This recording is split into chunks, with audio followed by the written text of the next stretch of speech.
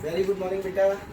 एक बार फिर से 10 बजे 10 मिनट के सिंह के साथ केमिस्ट्री में। आइए, लास्ट क्लास में हम लोगों ने thermal stability of ionic compounds के बारे में थोड़ा सा सीखा।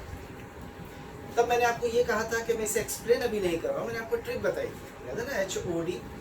तो आज मैं उसे एक्सप्लेन करने जा रहा हूँ कि थर्मल स्टेबिलिटी का ऑर्डर आखिर ऐसा क्यों होता है। तो आइए एक्सप्लेन करते हैं thermal stability of inorganic compounds को। इनऑर्गेनिक कंपाउंड की थर्मल स्टेबिलिटी को एक्सप्लेन करने के लिए हमारे पास दो फैक्टर्स होते हैं बेटा। इन दोनों को इस्तेमाल करते हैं explanation of thermal stability of inorganic compounds. सबसे पहला जो फैक्टर होता है इसे हम बोलते हैं लैटिस एनर्जी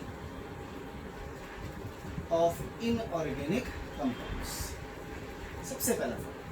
और दूसरे नंबर पर जो फैक्टर होता है इसका नाम होता है बेटा, it is called ionic potential, यानी किसी आयन का पोटेंशियल कि वो कितना किसी कंपाउंड को स्टेबलाइज या अनस्टेबलाइज कर सकते हैं। दो फैक्टर्स। जो लैटिस एनर्जी है, सबसे पहले थोड़ा इसके बारे में जानें। देखिए, लैटिस एनर्जी डायरेक्टली प्रोपोर्शनल होती है Q1 एंड Q। इसका मतलब ये हुआ कि हम चार्जेस देखते हैं किसके ऊपर, आयंस के ऊपर। चार्जेस जितने ज़्यादा होंगे लैटिस एनर्जी उतनी ज़्यादा होगी। इसके अलावा यही लैटिस एनर्जी इनवर्सली प्रोपोर्शनल होती है किसके, साइज के, या हम कहें आर के। आर को आप थोड़ी देर के लिए क्या मान सकते हैं, रेडियस या साइज जो आपको पसंद है।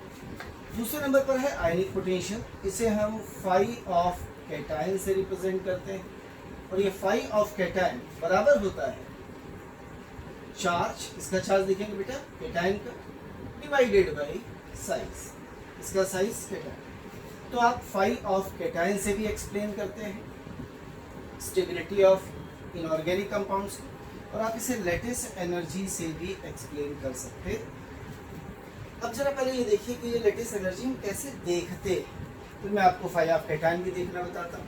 यदि आपको लैटिस एनर्जी देखनी है तो हमेशा पहले क्या देखेंगे, Q1 एंड Q2, बाद में क्या देखेंगे, साइज। जैसे सपोज करिए कि आपको कोई आयनिक कंपाउंड ऐसे दिए गए, जैसे हमें सबसे पहला कंपाउंड सपोज के लिए दिया गया है लिथियम फ्लोराइड। दूसरा कंपाउंड मान लीजिए आपको दिया गया है मैग्नीशियम फ्लोराइड।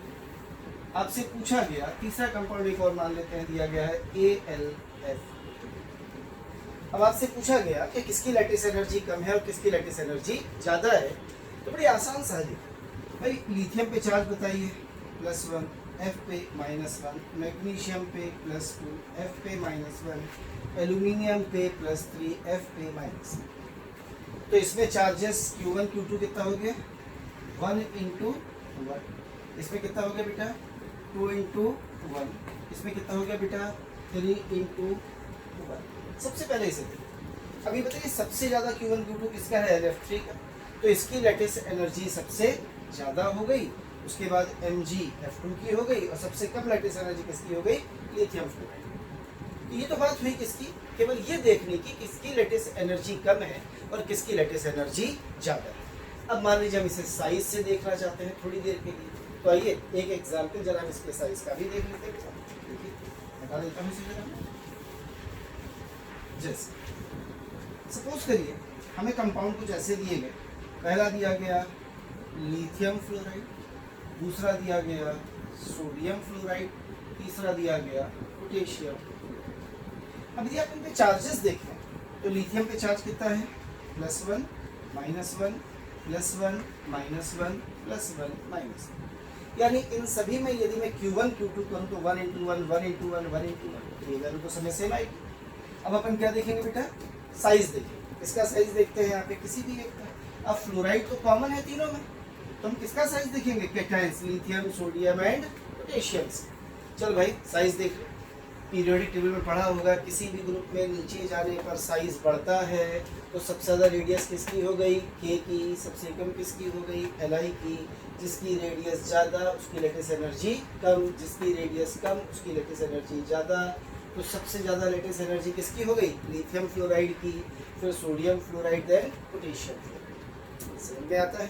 तो ये तो बात हुई किसकी, लैटिस एनर्जी की। दूसरे नंबर पर आ जाओ, हमने बात की थी फाई ऑफ कैटायन। जरा फाई ऑफ कैटायन की भी बात कर लेते हैं। सपोज करिए कि आपको एक कैटायन दिया है सोडियम Na+, एक आपको कैटायन दिया है Mg++, एक आपको कैटायन दिया है L++।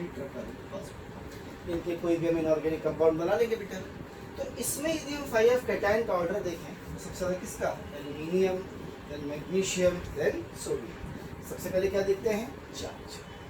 अब मान लीजिए हम चार्ज ना देखकर साइज देखना चाहें। यदि चार्जेस सेम, हम तभी साइज देखते हैं बेटा।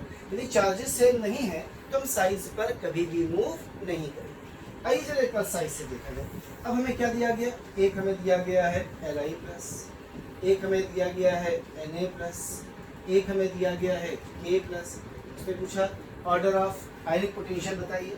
तो देखिए जिसका साइज सबसे छोटा कौन है, लिथियम, इसका आयनिक पोटेंशियल सबसे ज्यादा। जिसका साइज सबसे बड़ा उसका आयनिक पोटेंशियल सबसे कम। तो अभी हमने साइज से देखे हैं आयनिक पोटेंशियल, कि साइज जितना छोटा होगा आयनिक पोटेंशियल उतना ज्यादा होगा। पोटेंशियल उतना ज्यादा होता है ना, जो छोटे बच्चे होते हैं उनके पोटेंशियल बहुत ज्यादा होता है। देखो कहीं भी टेढ़ी बेढ़ी उल्टी सीधी हरकतें करते रहते हैं। जो बड़े हो जाते हैं उनके पोटेंशियल थोड़े कम हो जाते हैं, इसीलिए उनकी हरकतें बहुत टेढ़ी बेढ़ी नहीं हो पाती। तुम नहीं कितने सीधे साधे बच्चे हो, चुपचाप पढ़ाई करते हो। अभी कोई छोटे से बच्चे को पढ़ाने जाओ तो कभी डंडा मार दे टीचर के सर पे, तो भरोसा नहीं है। मेरे सर पे किसी ने डंडा मार दी, वो तो बाल भी नहीं बेटा, तो दिक्कत है। इसीलिए ये याद रखना, जो छोटे लोग होते हैं उनके पोटेंशियल कैसे हैं, बहुत हाई।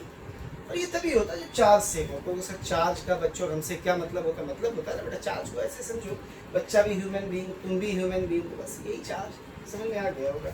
चल भाई थोड़ा सा आगे बढ़ते हैं। ये तो हमने आयनिक पोटेंशियल और लेटेस्ट एनर्जी को थोड़ा थोड़ा समझा। अब ये स्टेबिलिटी को कैसे गवर्न करते हैं। तो पहली बात, यदि हम स्टेबिलिटी की बात करते हैं तो ऐसे देखते भैया, स्टेबिलिटी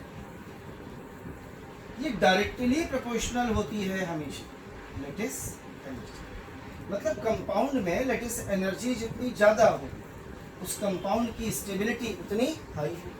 लेकिन यही स्टेबिलिटी जब बेटा हम फाई ऑफ कैटायन से देखते हैं तो ये स्टेबिलिटी के इनवर्सली प्रोपोर्शनल हो जाती है। यानी स्टेबिलिटी डायरेक्टली प्रोपोर्शनल होती है लेटेस्ट एनर्जी की, पर इनवर्सली प्रोपोर्शनल होती है फाई ऑफ कैटायन। अब सवाल है सर ये बताइए, हम इससे देखेंगे कि इससे देखेंगे? बेटा दोनों से देखेंगे। कैसे पता चलेगा कि हमें लेटेस्ट एनर्जी से देखनी है कि फाई ऑफ कैटायन से? ये आपको मैं बता देता हूँ कि हमें कैसे पता चलेगा कि हम लेटेस्ट एनर्जी से स्टेबिलिटी चेक करेंगे या फाई ऑफ कैटायन से। तो आइए स्टेबिलिटी को चेक करना सीखते हैं। तो लेटेस्ट एनर्जी से स्टेबिलिटी चेक की जाएगी केवल और केवल तब कहते हैं स्टेबिलिटी इससे चेक की जाएगी बाय लेटेस्ट एनर्जी। कब?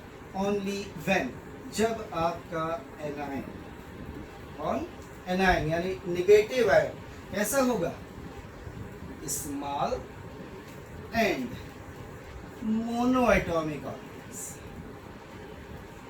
इसका मतलब वो मोनो एटॉमिक मतलब सिंगल एटम का बना होना चाहिए और साइज में कैसा होना चाहिए, स्मॉल होना चाहिए। जैसे फॉर एग्जांपल लेकिन इसे कुछ एग्जांपल से समझने की कोशिश करें। जैसे समझना बेटा H पर माइनस चार्ज, यही मोनो एटॉमिक है और हाइड्रोजन छोटे से साइज का है, स्मॉलेस्ट एटम है। हाइड्रोजन से छोटा कोई एटम नहीं होता। F पे आ जाओ बेटा, फ्लोरीन कैसा है साइज में, छोटा सा है, स्मॉल है, सिंगल है, मोनो एटॉमिक है। ऑक्सीजन पर आ जाओ बेटा, O डबल माइनस, ये सब साइज में कैसे हैं, स्मॉल।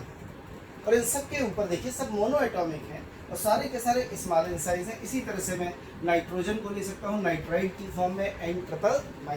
ये पर अगला एग्जाम्पल जब लिखना चाहें तो हम नाइट्रोजन के ऊपर माइनस लगा दें। तो यदि आपके पास इस तरीके के एनायंस मौजूद हैं, यानी मोटे मोटे भाषा में तो फोन है, देखो FON फोन है, ध्यान से समझना।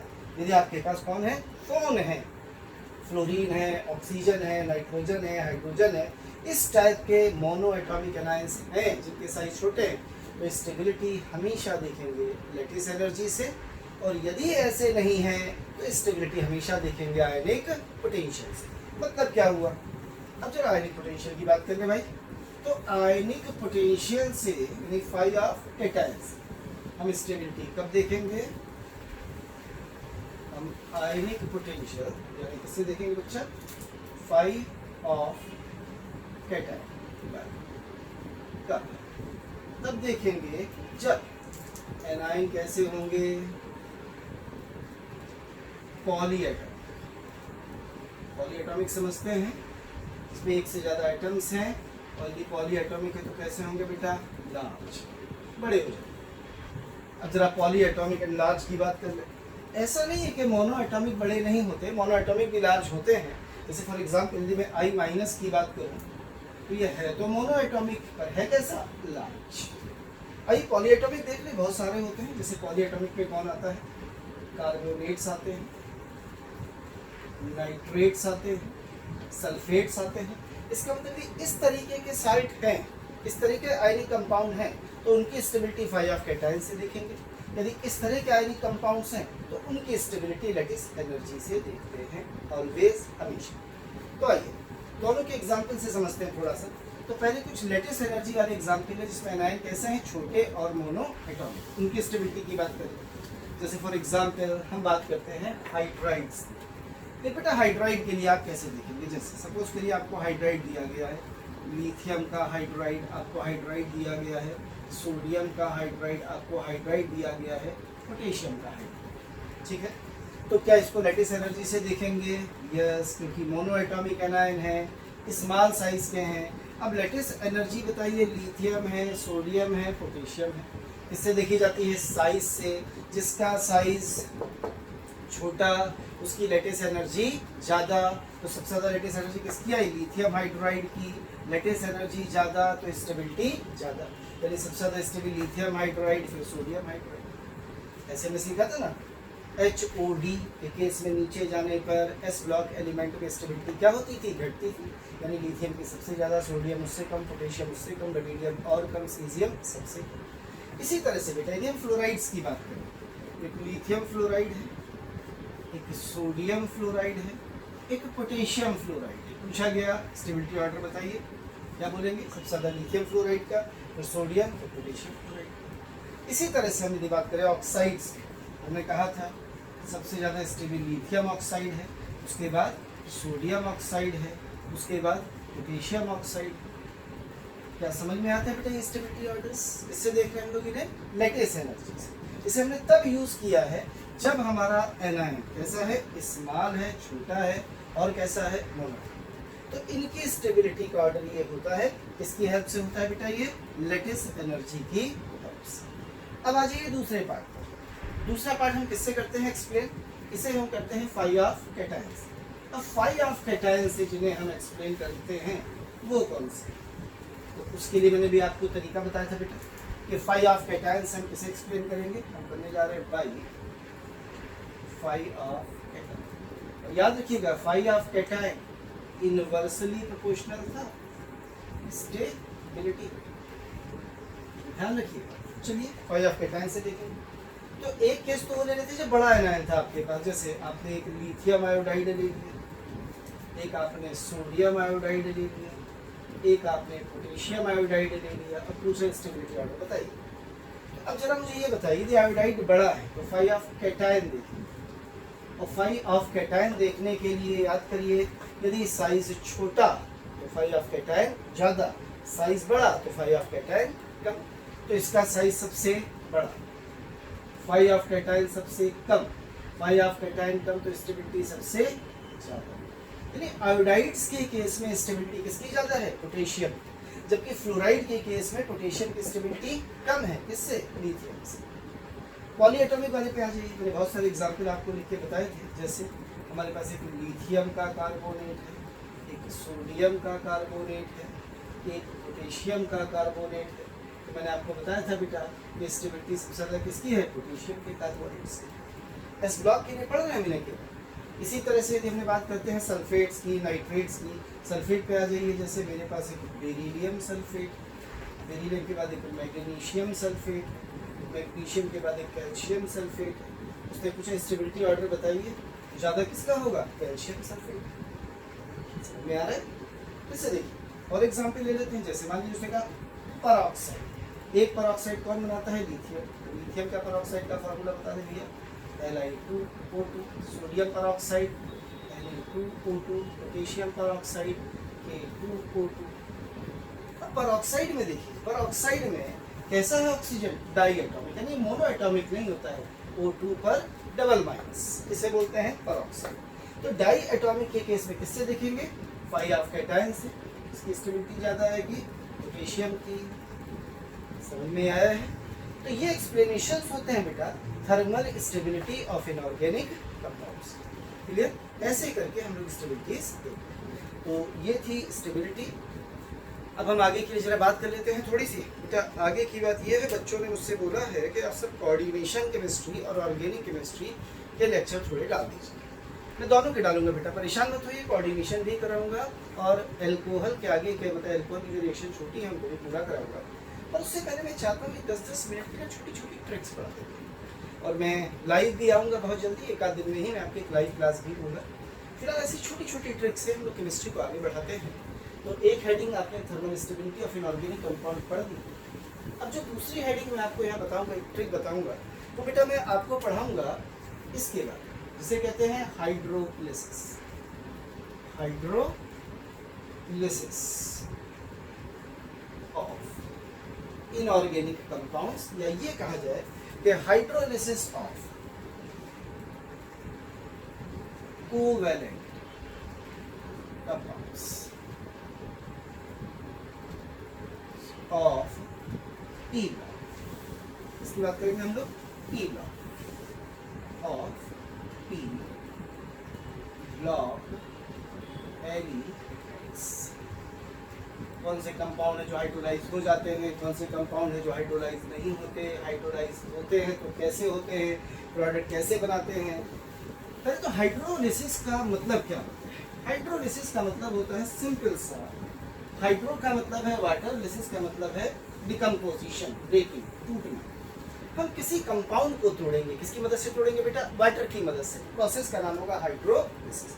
अब हमने पानी में डाला, पानी में डाले जाने पर यदि कंपाउंड टूट गया तो हम कहेंगे वो हाइड्रोलाइज हुआ, और मान लीजिए वो नहीं टूटा तो हम कहेंगे हाइड्रोलाइज नहीं।